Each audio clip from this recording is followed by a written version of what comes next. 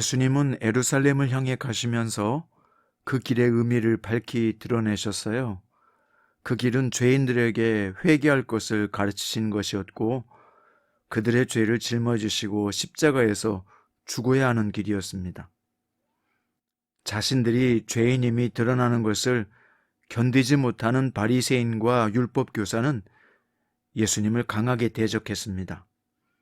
그러나 예수님은 위축되지 않으셨습니다. 오히려 제자들에게 먼저 걸어가시는 그 길의 의미를 가르쳐 주셨습니다.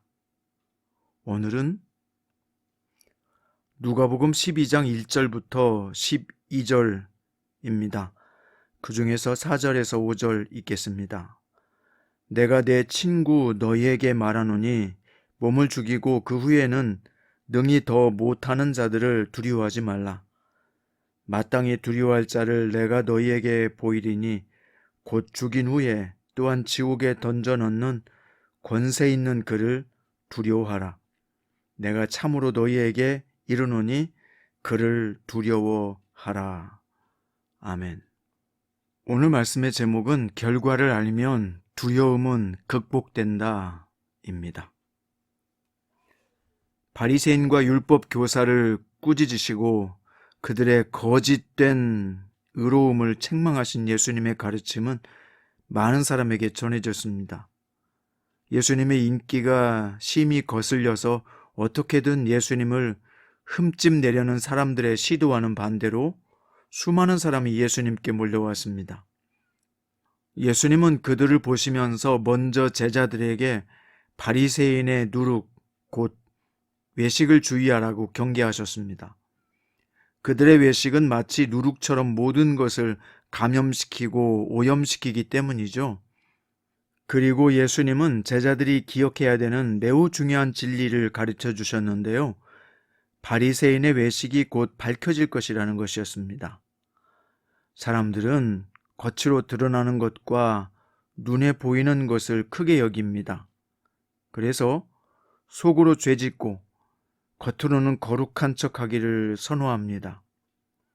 사람들이 그러한 외식에 속아 넘어가듯이 하나님도 그렇게 속을 줄로 아는 것이죠. 하지만 하나님은 속임을 당하지 않습니다. 사람의 마음을 살피십니다. 그 중심을 보십니다. 그분 앞에서 숨길 수 있는 것은 아무것도 없습니다. 그래서 우리 성도들은 예수님을 따라가는 삶을 사람들이 인정하거나 알아주지 않는다고 실망하거나 낙담할 필요가 없는 것입니다. 하나님은 이 모든 것을 아시며 때가 되면 이 모든 것을 밝히 드러낼 것이기 때문이죠. 진실한 신앙을 가지십시오. 외적 행동과 내적 신앙이 일치되는 것이 참된 믿음입니다. 또 예수님은 제자들에게 그들을 위협하는 세상을 두려워하지 말라고 말씀해 주셨습니다. 십자가의 길은 어떤 길입니까? 죽음의 길이요, 고난의 길이죠. 고난의 길 앞에서 그들이 두려워할 것은 없습니다. 왜냐하면 대적들이 그들의 육체는 죽일 수 있을지 모르지만 거기까지가 그들의 능력의 전부이기 때문입니다. 제자들이 정말로 두려워해야 할 분은 하나님이십니다. 하나님은 육체뿐만 아니라 영혼까지 심판하시는 능력의 하나님이시기 때문이죠. 작은 새들의 생사마저 주관하시는 하나님은 자녀된 제자들의 머리털까지도 지키실 것입니다. 제자들이 사람들 앞에서 예수님을 전하고 믿음을 고백할 때 모든 것의 주관자이신 하나님 앞에서 예수님이 그들을 중보하실 것이기 때문입니다. 예수님은 우리 제자들이 이 세상에서 누구에게 끌려가든지 어떤 상황에 놓이든지 우리들의 생각과 말을 지켜주실 것이라고 약속해 주셨습니다. 성령님의 동행하심을 약속해 주신 것이죠.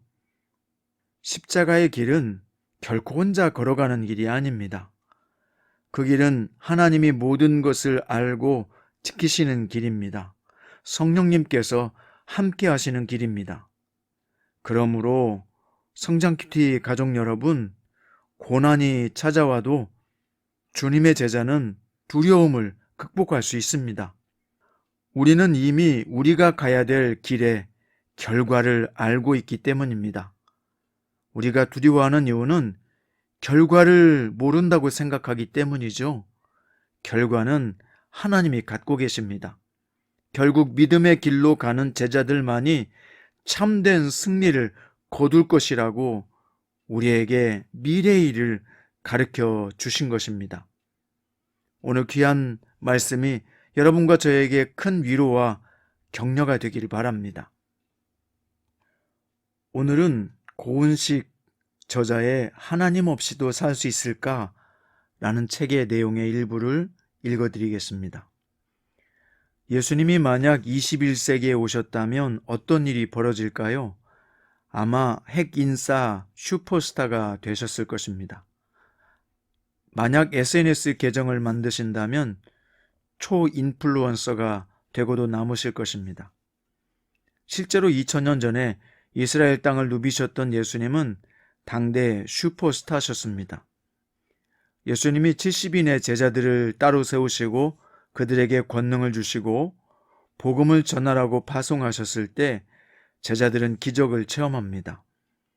예수님의 이름을 사용하여 권능을 행합니다. 그들이 돌아와 흥분하여 보고합니다. 자신들도 미라클 메이커가 되었음에 환호합니다. 그러나 예수님의 관심은 기적이 아니라 그들의 존재에 있었습니다.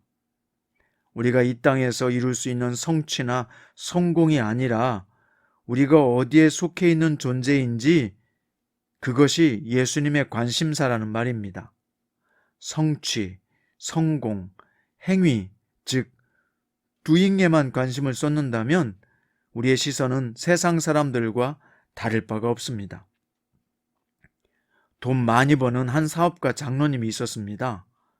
그 장로님은 잘 되면 대박이지만 삐끗하면 쪽박차게 되는 큰 사업을 진행하게 되었습니다. 장로님은 40일 작정 기도를 하며 하나님께 매달립니다. 하나님, 이번 사업만 잘 되게 해주신다면 11조, 감사헌금, 건축헌금, 선교헌금, 구제헌금 등등 물질로 교회를 성심성의껏 섬기겠습니다. 간구인지 협박인지 협상인지 모를 기도를 열심히 했는데 웬걸 사업이 망해버립니다. 빚더미에 오른 장로님은 좌절과 낙심을 하고는 실망하여 하나님을 저주하며 교회를 떠나버렸습니다. 이 장로님이 과연 하나님을 제대로 믿은 그리스도인이었을까요? 아니면 이 땅에서의 복을 받기 위해 열심을 내었던 그냥 세속적인 종교인이었을까요? 그렇습니다. 성도 여러분, 우리가 하나님을 알지 못하고 그 하나님이 어떤 분인가를 두려워하지 않는다면 이런 어처구니 없는 결과를 낳게 될 수도 있습니다. 오늘 여러분과 저를 두려워하게 만드는 것은 무엇입니까? 우리는 우리가 가는 길에 결론을 알고 있는 사람들입니다. 주님은 우리가 가는 길에 과정을 지켜주시고 함께 하시겠다고 말씀하십니다. 주님과 함께하는 길이라면 망하든지 응하든지 그것은 중요한 것이 아닙니다. 그저 우리는 최선을 다하는 것일 뿐이죠. 주님과 함께라면 두려워할 것은 아무것도 없습니다. 너희에게는 심지어 머리털까지도 세신 바 되셨나니 두려워하지 말라. 너희는 많은 참새보다 더 귀하니라. 기도드립니다. 주님, 오늘 귀한 말씀을 통해서 우리에게 있는 두려움을 제거시켜 주심을 감사합니다. 우리는 과정 속에 살면서 결과를 모르기 때문에 두려워하는데 주님은 십자가의 길을 가는 제자의 길에 결과를 말씀해 주셨습니다. 그러므로 오늘 또 주님을 인정하며 시인하며 나아갈 때 우리에게 두려움이 없게 하시고 결과를 주님께 맡기고 최선을 다하는 지혜로운 믿음의 성도로 살게 해 주옵소서. 예수님 이름으로 기도드립니다.